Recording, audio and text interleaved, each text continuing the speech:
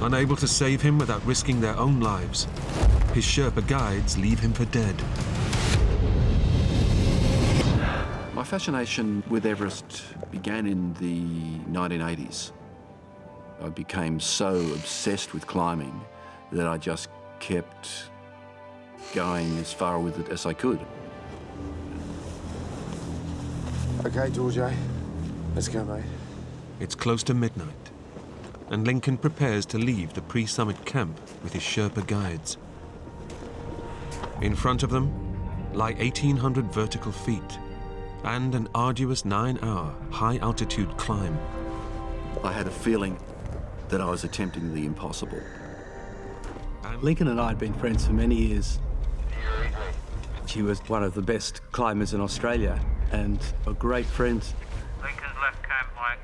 Over. We were expecting to hear, hopefully, good news.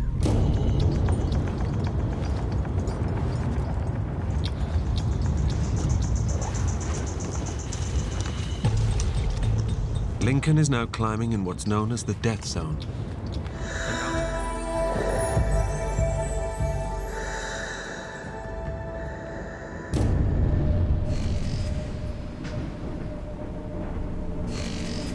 As dawn breaks, he reaches what's known to climbers as the second step,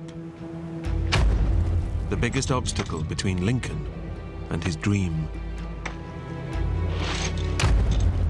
It was just all that joy of the technical part of climbing combined with the world's greatest mountain.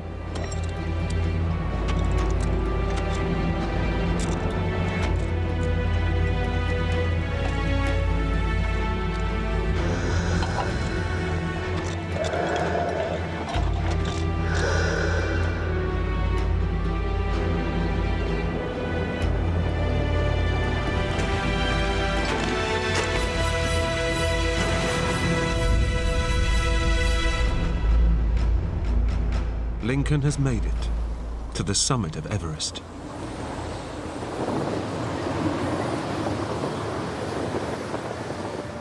He's on top of the world.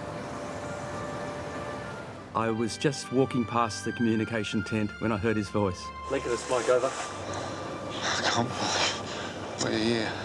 It was fantastic because Lincoln deserved it more than anybody. Finally. He was perfectly calm. It sounded as though he was ringing from the office. Thanks, guys.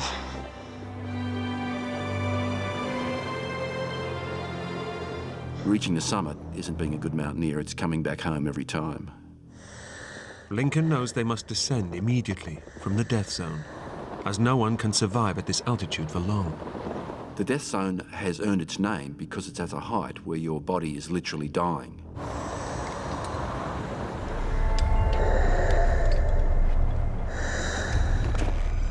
Suddenly, I just felt exhausted.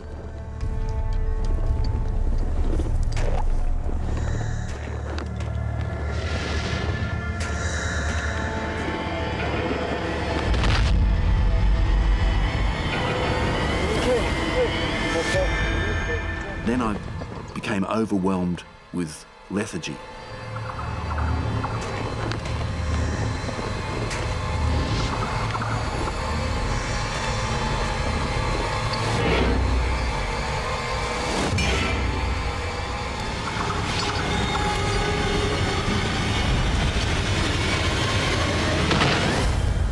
And I passed out in the snow.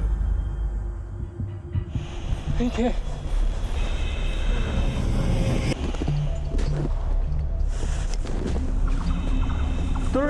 To base camp. You reach Dorsha, this is Mike from base camp, over. Lincoln is down. He's barely breathing. At base camp, Lincoln's friend Mike Dillon knows this is desperate news. Lincoln is suffering from severe altitude sickness, or cerebral edema. Close to the summit of Mount Everest, it's impossible to bring Lincoln down. No one has the physical strength to carry anyone down from that height. Lincoln. Helicopters can rescue you from ships from being lost in the bush. You can be rescued from the water, but you can't be rescued from the summit of Mount Everest.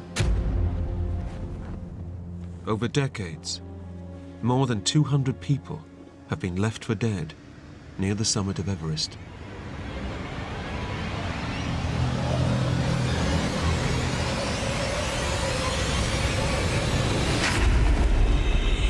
Suddenly, I was back Lincoln. Listen, in a sort of, I wouldn't say lucid state, breathe. but I actually realised where I was. I was on Mount Everest.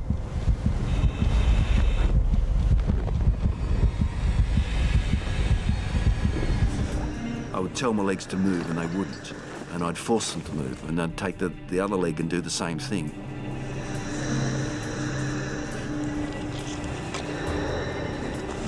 It was my mind that was driving me forward.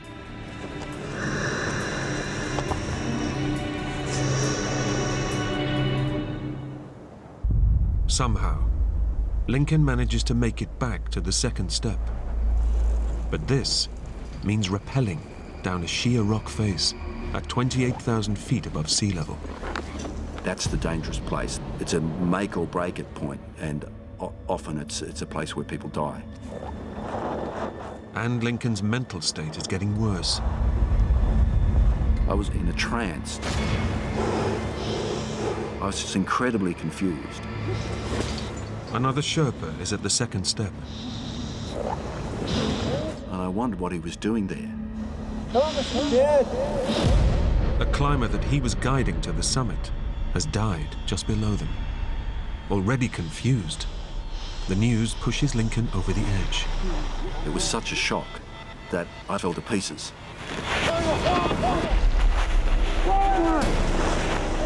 It was me battling the Sherpas. I was really on the very edge. It's an 11,000 foot drop. That's where I wanted to jump.